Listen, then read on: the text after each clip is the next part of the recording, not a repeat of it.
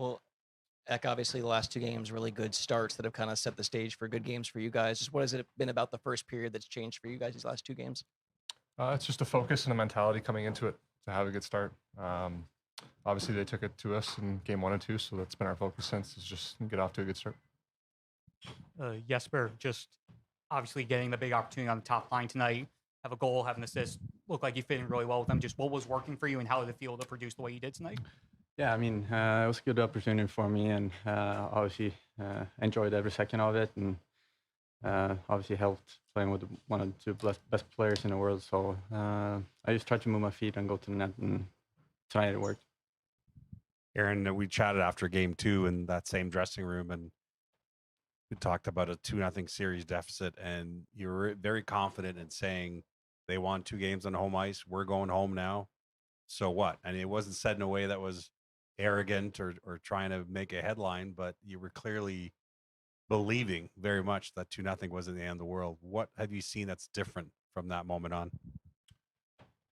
Yeah, I mean, you're right. It wasn't, in my opinion, arrogant at all. It was a belief in our group and our veteran group that has been in this situation before. So at the end of the day, the job's not done, and there's still a lot of work to do to go home and recover and have our best game at home in Game 6.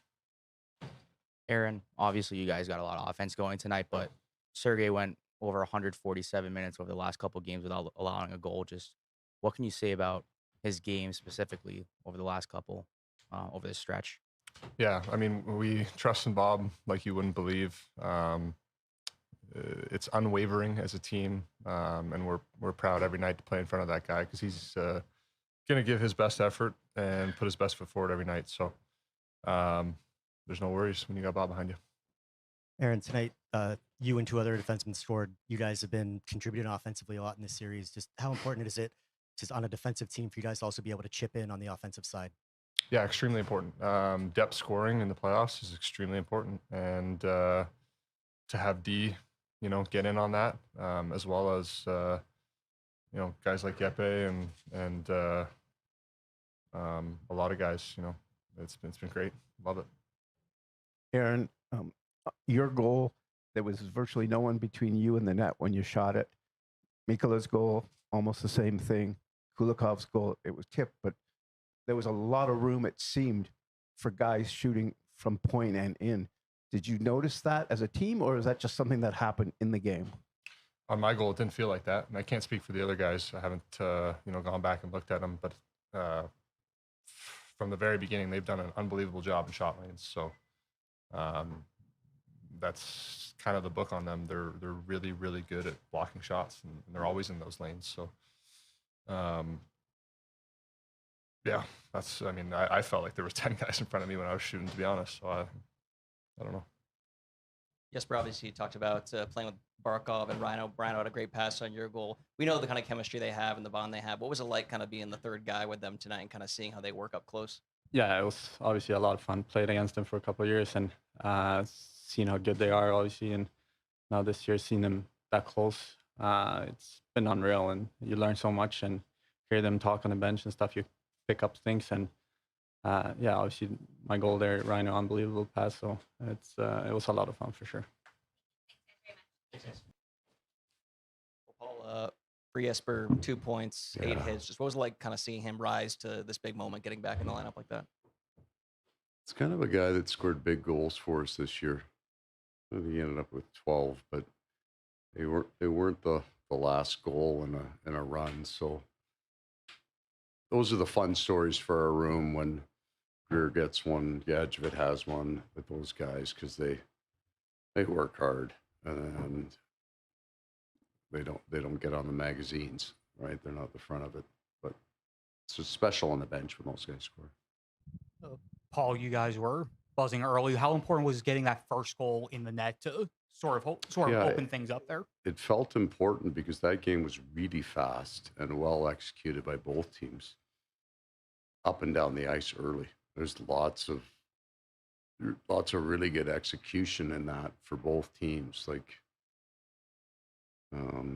So getting the first one was important. I thought it flatlined a little bit after that for us.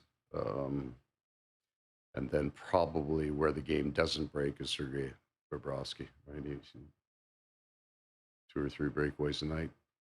So I think he was the pivot point in the way that game went.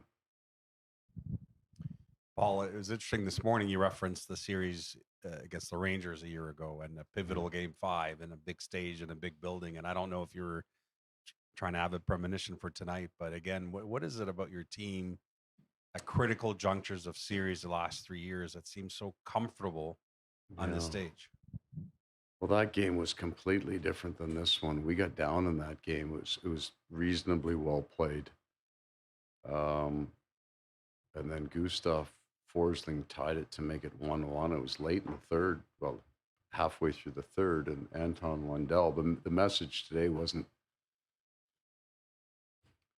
what it was that goal was a simple goal. We had a middle lane drive, and Lundy shot the puck, and there was nothing fancy to it, and that was the idea of as simple as we can possibly play here tonight.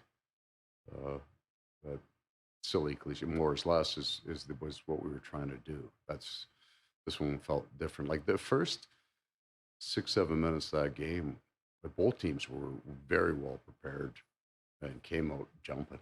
And then you get a couple breaks, Sergei makes a couple of saves, so you get to keep the positive vibe. You get into the second period, you get a second goal's a break, right? Just off a stick, and that's kind of how it turned for us.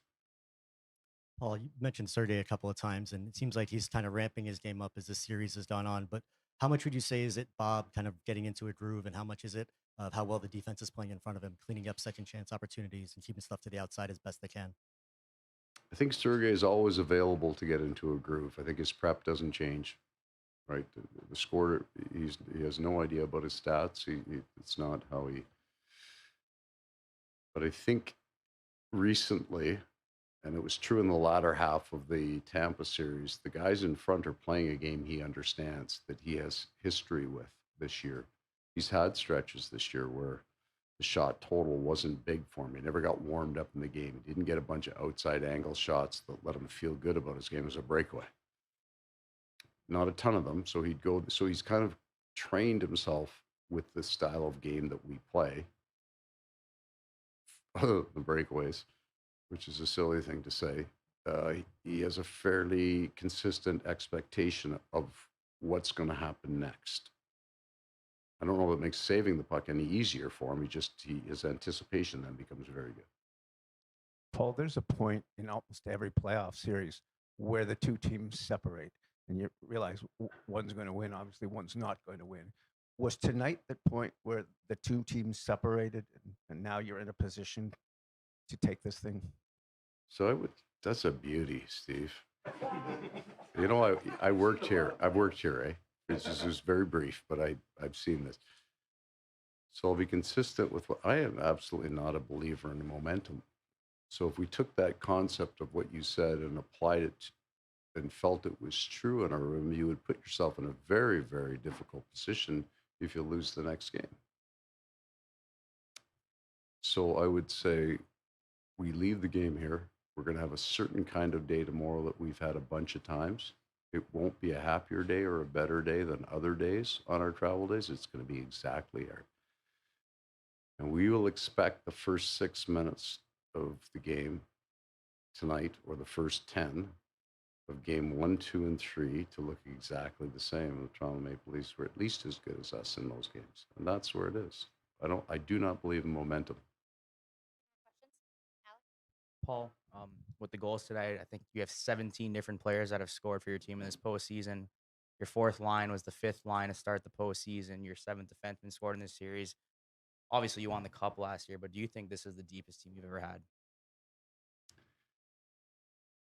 I would say it's. So I was going to say to you, I think it's the culturally deepest team that we've had. But we had some good dudes there 2 years ago. You think of the Stahl brothers. I know we gave up 9 goals in game 5 of the Vegas series. Oh man, we had some guys in that line. We were so beat up. The culture is good on the players that are in and out of our lineup. They feel a part of it. Coach has nothing to do with that. Coaching has nothing to do with it. It's the room and the guys. So if you're in the If you're 13, 14, and 15 up front, you don't feel it in that room.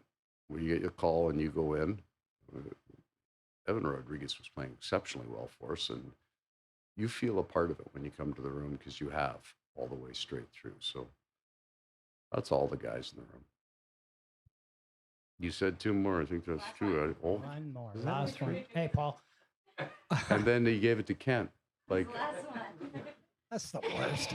Hey, Paul, what does winning last year and acquiring that champion mindset, how much does that have to do with what we've seen basically since the midpoint of Game 3 in this series?